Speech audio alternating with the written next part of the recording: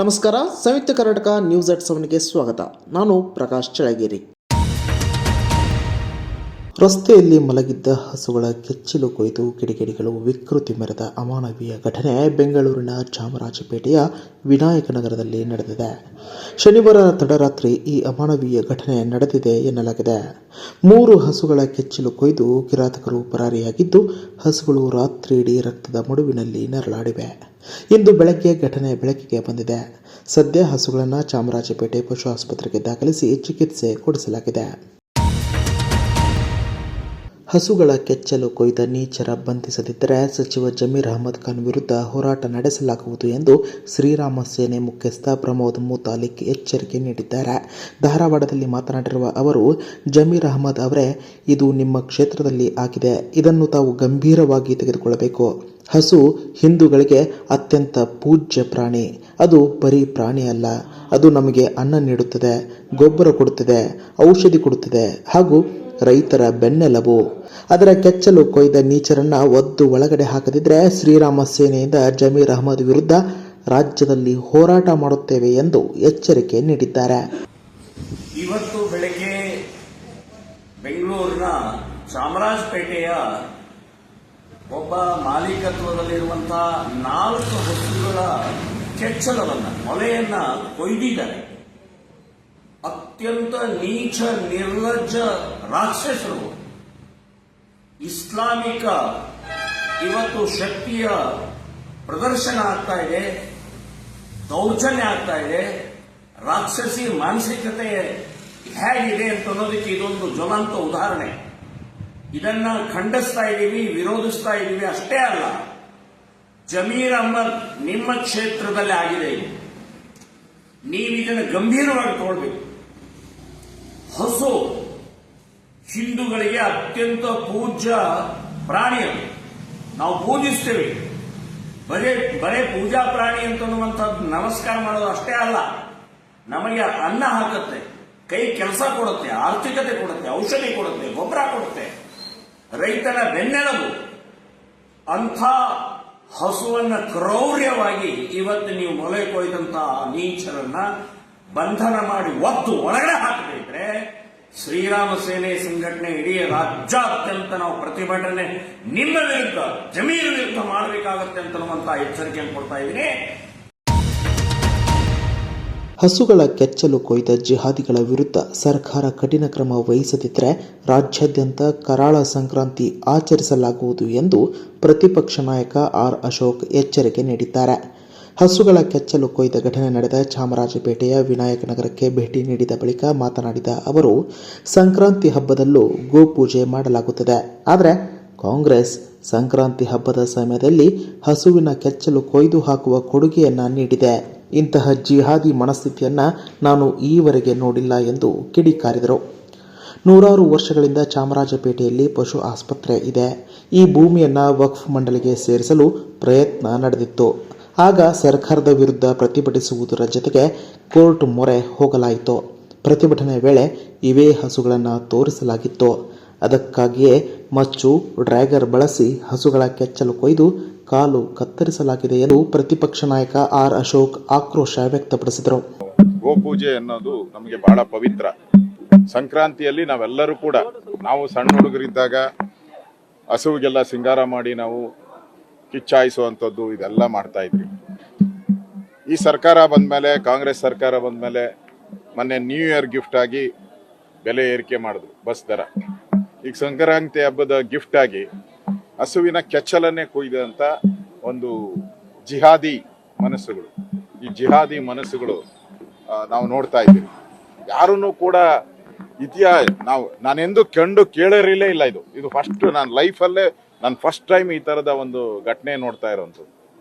ಇದು ಜಿಹಾದಿ ಮನಸ್ಸಿಲ್ಲ ಅಂದ್ರೆ ಇವ್ರು ಯಾರು ಹಿಂಗ್ ಮಾಡಕ್ ಸಾಧ್ಯನೇ ಇಲ್ಲ. ಇದು ಕಾಂಗ್ರೆಸ್ ಅವರು ಮಾತೆತ್ತರೆ ದೇವಸ್ಥಾನಗಳಿಗೆ ಹೋಗ್ತಾರೆ.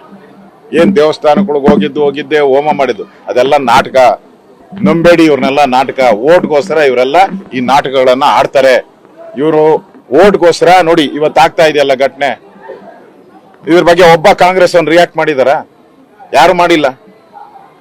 ಅವ್ರಿಗೆ ಏನೇ ಹಿಂದೂಗಳು ಒಂದು ರೀತಿ ಭಯಭೀತರಾಗಿ ಮಾಡುವಂತದ್ದು ಒಂದು ಇದರ ಕೃತ್ಯ ಇದು. ಅದನ್ನ ಗೋವುಗಳ ಮೇಲೆ ತೀರ್ಸ್ಕೊಂಡಿದ್ದಾರೆ ಅಷ್ಟೇ. ಅವ್ರನ್ನ ಭಯ ಬೀಳ್ಸಕ್ಕೆ ಗೋವುಗಳ ಮೇಲೆ ತೀರ್ಸ್ಕೊಂಡಿದ್ದಾರೆ. ಇದು ಜಿಹಾದಿಯ ಕೃತ್ಯ. ಇದನ್ನ ನಾನು ಬಲವಾಗಿ ಖಂಡಿಸ್ತೀನಿ. ಇದು ಈ ತರ ಮಾಡಿದ್ರೆ ಮುಂದೆ ಸಂಕ್ರಾಂತಿ ಹಬ್ಬನ ನಾಳೆ ಯಾವ ಮುಖ ಇಟ್ಕೊಂಡು ಆಚರಿಸ್ಬೇಕು? ಇಡೀ ಕರ್ನಾಟಕದ ಜನ ಯಾವ ಮುಖ ಇಟ್ಕೊಂಡು ನಾವೆಲ್ಲರೂ ಕೂಡ ಸಂಕ್ರಾಂತಿಯನ್ನ ಆಚರಣೆ ಮಾಡ್ಬೇಕು? ಸರ್ಕಾರ ಏನಾನ ಕ್ರಮ ತೆಗೆದುಕೊಳ್ಳಿಲ್ಲ ಅಂದ್ರೆ ಕರಾಳ ಸಂಕ್ರಾಂತಿಗೂ ಕರೆ ಕೊಡ್ತೀರಿ. ನಾವು ಎಚ್ಚರಿಕೆಯನ್ನ ಕೊಡ್ತಾ ಇದ್ದೀನಿ ಸರ್ಕಾರಕ್ಕೆ. ಚಾಮರಾಜಪೇಟೆಯಲ್ಲಿ ಹಸುಗಳಿಗೆ ಹಿಂಸೆ ನೀಡಿದ ಪ್ರಕರಣಕ್ಕೆ ಸಂಬಂಧಿಸಿದಂತೆ ಪ್ರತಿಕ್ರಿಯಿಸಿರುವ ಮುಖ್ಯಮಂತ್ರಿ ಸಿದ್ದರಾಮಯ್ಯ, ಪ್ರಾಣಿ ಹಿಂಸೆ ಮಾಡುವುದು ಅಪರಾಧ, ತಪ್ಪಿತಸ್ಥರನ್ನು ಪತ್ತೆ ಹಚ್ಚಿ ಶಿಕ್ಷೆಗೆ ಒಳಪಡಿಸಲಾಗುವುದು ಎಂದು ತಿಳಿಸಿದರು. ವಿಜಯನಗರದಲ್ಲಿ ಮಾಧ್ಯಮದವರೊಂದಿಗೆ ಮಾತನಾಡಿದ ಅವರು, ತಪ್ಪಿತಸ್ಥರ ಮಾಹಿತಿ ದೊರೆತಿಲ್ಲ. ಪೊಲೀಸ್ ಆಯುಕ್ತರು ತಪ್ಪಿತಸ್ಥರನ್ನು ಪತ್ತೆ ಹಚ್ಚಿ ಅವರ ವಿರುದ್ಧ ಕಾನೂನು ಕ್ರಮ ಕೈಗೊಳ್ಳಬೇಕೆಂದು ಸೂಚಿಸಲಾಗಿದೆ. ಹಿಂದೂ ಸಂಘಟನೆಗಳ ಪ್ರತಿಭಟನೆ ರಾಜಕೀಯ ಪ್ರೇರಿತವಾಗಿದೆ ಎಂದು ತಿಳಿಸಿದರು. ನಾನು ಈಗ ತಾನೇ ಅಲ್ಲಿ ಕಮಿಷನರ್ ಜೊತೆ ಮಾತಾಡಿದೆ. ಕೂಡಲೇ ಅವ್ರ ಮೇಲೆ ಕ್ರಮ ತಗೋಬೇಕು ಅಂತ ಹೇಳಿದ್ದೀನಿ. ಅವ್ರು ಯಾರು ಅಂತ ಪತ್ತೆ ಹಚ್ಚಬೇಕು ಅಂತ ಹೇಳಿದ್ದೀನಿ ಕಮಿಷನರಿಗೆ. ಅವ್ರಿಗೆ ಯಾರು ಮಾಡಿದ್ರು ಕೂಡ ಅವ್ರಿಗೆ ಕಾನೂನು ಪ್ರಕಾರ ಶಿಕ್ಷೆ ಕೊಡಿಸ್ತಕ್ಕಂಥ ಕೆಲಸ ಮಾಡ್ತೀವಿ. ನನಗೆ ಗೊತ್ತಿಲ್ಲ ಯಾರು ಮಾಡಿದ್ದಾರೆ ಅಂತ. ಅದಕ್ಕೆ ಹಿಂದೂ ಸಂಘಟನೆಗಳು ಪ್ರತಿಭಟನೆ ಮಾಡೋದಿದೆಯಲ್ಲ, ಅದು ರಾಜಕೀಯವಾಗಿ ಮಾಡ್ತಾ ಇರ್ತಕ್ಕಂಥ. ಈ ಥರ ಕೆಚ್ಚಲು ಕೊಯ್ಯುವಂಥದ್ದು, ಹಿಂಸೆ ಕೊಡುವಂಥದ್ದು, ಹಿಂಸೆ ಕೊಡಬಾರ್ದ್ರಿ. ನಿಜ, ಯಾರು ಮಾಡಿದ್ದಾರೆ ಅಂತ ಗೊತ್ತಿಲ್ವಲ್ಲಪ್ಪ. ಸುಮ್ಮನೆ ನೀವು ಕೆಚ್ಚಲು ಕುಯ್ಯಬಾರ್ದು ಅಂತಂದರೆ, ಕೆಚ್ಚಲು ಕುಯ್ಯಬಾರ್ದು ಅನ್ನೋದು ತಪ್ಪು. ಕೆಚ್ಚಲು ಕೂದಿರೋದು ತಪ್ಪು.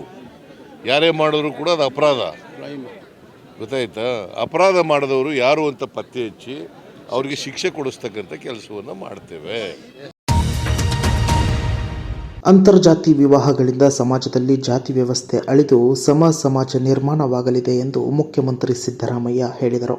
ವಿಜಯನಗರ ಜಿಲ್ಲೆಯ ಹಗರಿಬೊಮ್ಮನಹಳ್ಳಿ ತಾಲೂಕಿನಲ್ಲಿ ಮಾಜಿ ಶಾಸಕ ಸಿರಾಜ್ ಶೇಖ್ ಅವರ ಪುತ್ರನ ಆರತಕ್ಷತೆ ಸಮಾರಂಭದಲ್ಲಿ ಆಯೋಜಿಸಲಾಗಿದ್ದ ಸರ್ವಧರ್ಮಗಳ ಸಾಮೂಹಿಕ ವಿವಾಹ ಸಮಾರಂಭದಲ್ಲಿ ಭಾಗವಹಿಸಿ ಮಾತನಾಡಿದ ಅವರು, ಅಂತರ್ಜಾತಿ ವಿವಾಹಗಳಿಗೆ ಹೆಚ್ಚಿನ ಪ್ರೋತ್ಸಾಹ ದೊರೆಯಬೇಕು. ಬಸವಣ್ಣನವರ ಕಾಲದಲ್ಲಿಯೇ ಅಂತರ್ಜಾತಿ ವಿವಾಹ ಪದ್ಧತಿ ಪ್ರಚಲಿತವಾಗಿತ್ತು. ಇತರ ಧರ್ಮಗಳನ್ನು ಗೌರವಿಸುವ ವ್ಯವಸ್ಥೆ ಸಮಾಜದಲ್ಲಿ ಇರಬೇಕು ಎಂದರು. ಒಂದು ಜಾತಿನಲ್ಲಿ ಹುಟ್ಟಿದ್ರೆ ಆ ಜಾತಿನಲ್ಲಿ ಸಾಯ್ಬೇಕಾ? ಈಗ ಸ್ವಾಮೀಜಿಗಳೆಲ್ಲ ಇದ್ದಾರೆ, ಅವರು ಧರ್ಮ ಬೋಧನೆ ಮಾಡ್ತಾರೆ. ಆ ಬದುಕಿಗೆ ಹೇಗೆ ಮಾರ್ಗದರ್ಶನ, ಬದುಕಬೇಕಾದ್ರೆ ಏನ್ ಮಾಡ್ಬೇಕು ಅಂತಕ್ಕಂಥದ್ದು ಮಾರ್ಗದರ್ಶನ ಮಾಡ್ತಾರೆ. ಈಗ ನಾವು ಯಾವುದೋ ಆಕಸ್ಮಿಕವಾಗಿ ಜಾತಿ ವ್ಯವಸ್ಥೆ ಇರೋದ್ರಿಂದ ಯಾವುದೋ ಧರ್ಮದಲ್ಲಿ ಯಾವುದೋ ಜಾತಿನಲ್ಲಿ ಹುಡ್ತೀವಿ. ಈಗ ಇವರು ಮುಸ್ಲಿಂ ಜಾತಿನಲ್ಲಿ ಹುಟ್ಟಿದ್ದಾರೆ, ನಾನು ಹಿಂದೂ ಜಾತಿನಲ್ಲಿ ಹುಟ್ಟಿದ್ದೀನಿ. ಹಾಗಂತೇಳಿ ನಾನು ಹಿಂದೂವಾಗೆ ಸಾಯ್ಬೇಕು, ಮುಸ್ಲಿಮಾಗೆ ಸಾಯ್ಬೇಕು ಅಂತೇನಿಲ್ಲ, ಅಥವಾ ಮುಸಲ್ಮಾನಾಗೆ ಇರ್ಬೇಕು, ಜೀವನ ಮಾಡ್ಬೇಕು ಅಂತೇನಿಲ್ಲ, ಹಿಂದೂವಾಗೇ ಜೀವನ ಮಾಡಬೇಕು ಅಂತೇನಿಲ್ಲ.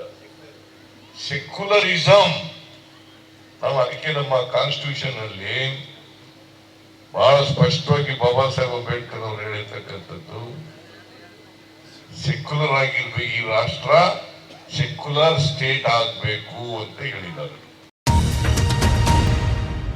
ಸಚಿವರು ತಮ್ಮ ಮನೆಗಳಲ್ಲಿ ಡಿನ್ನರ್ ಆಯೋಜನೆ ಮಾಡಿರುವುದಕ್ಕೆ ಮಹತ್ವ ಕೊಡಬೇಕಿಲ್ಲ ಎಂದು ಕೈಗಾರಿಕಾ ಸಚಿವ ಎಂಬಿ ಪಾಟೀಲ್ ಹೇಳಿದರು. ಬೆಳಗಾವಿಯಲ್ಲಿ ಭಾನುವಾರ ಸುದ್ದಿಗಾರರ ಜೊತೆ ಮಾತನಾಡಿದ ಅವರು, ಮುಖ್ಯಮಂತ್ರಿ ಸಿದ್ದರಾಮಯ್ಯ ಅವರು ಸತೀಶ್ ಜಾರಕಿಹೊಳಿ ಅವರ ಮನೆಗೆ ಊಟಕ್ಕೆ ಹೋಗಿದ್ದಾರೆ. ನನ್ನ ಮನೆಗೂ ಮುಖ್ಯಮಂತ್ರಿಗಳು ಊಟಕ್ಕೆ ಬಂದಿದ್ದಾರೆ. ವಿರೋಧ ಪಕ್ಷದವರು ಊಟಕ್ಕೆ ಬರುತ್ತಾರೆ, ನಾವು ಹೋಗುತ್ತೇವೆ. ಅದರಲ್ಲಿ ತಪ್ಪೇನಿದೆ? ಅದಕ್ಕೆ ಅಷ್ಟೊಂದು ಮಹತ್ವ ಕೊಡುವ ಅಗತ್ಯವಿಲ್ಲ ಎಂದರು. ಬಿಜೆಪಿ ವಿಧಾನ ಪರಿಷತ್ತಿನ ಸದಸ್ಯ ಸಿಟಿ ರವಿಗೆ ಬೆದರಿಕೆ ಪತ್ರದ ಪ್ರಶ್ನೆಗೆ ಉತ್ತರಿಸಿದ ಅವರು, ಸಿಟಿ ರವಿ ಬೆದರಿಕೆಯ ಪತ್ರವನ್ನು ತಾವೇ ಬರೆದು ಕತೆ ಕಟ್ಟುತ್ತಿದ್ದಾರೆ ಎಂದು ಆಕ್ರೋಶ ವ್ಯಕ್ತಪಡಿಸಿದರು. ಇವತ್ತು ಯಾರ ಮನೆಗೆ ಹೋಗಿ ಊಟ ಮಾಡೋದು ಇದೆಲ್ಲದಕ್ಕೂ ಏನು ಮಹತ್ವ ಕೊಡಬೇಕಾಗಿಲ್ಲ. ಮುಖ್ಯಮಂತ್ರಿಗಳು ಸತೀಶ್ ಜಾರಕಿಹೊಳಿ ಮನೆಗೆ ಹೋಗಿದ್ದಾರೆ. ನನ್ನ ಮನೆಗೂ 2 ಸಲ ಕರೆದಿದ್ದೀನಿ, ಹಿಂದೆ ಬಂದಿದ್ದಾರೆ. ಇದಕ್ಕೆ ವಿಶೇಷ ಅರ್ಥ ಕಲ್ಪಿಸ್ಕೊಡೋದು ಸರಿಯಲ್ಲ. ಅಷ್ಟೇ ಯಾಕೆ, ನಾವು ವಿರೋಧ ಪಕ್ಷದವರು ನಮ್ಮ ಮನೆಗೆ ಊಟಕ್ಕೆ ಬರ್ತಾರೆ, ನಾವು ಅವ್ರ ಮನೆಗೆ ಊಟಕ್ಕೆ ಹೋಗ್ತೀವಿ. ಏನು ತಪ್ಪಿದ್ದಾರೆ? ನೀವು ಹೋಗಲಿದ್ದೇನೆ. ಇನ್ನಷ್ಟು ಬರವಣಿಗೆಗಳು, ವಿಶೇಷ ಲೇಖನಗಳು ನಿಮಗಾಗಿ ಕಾಯ್ತಾ ಇರ್ತವೆ. ಓದ್ತಿರಲ್ವಾ?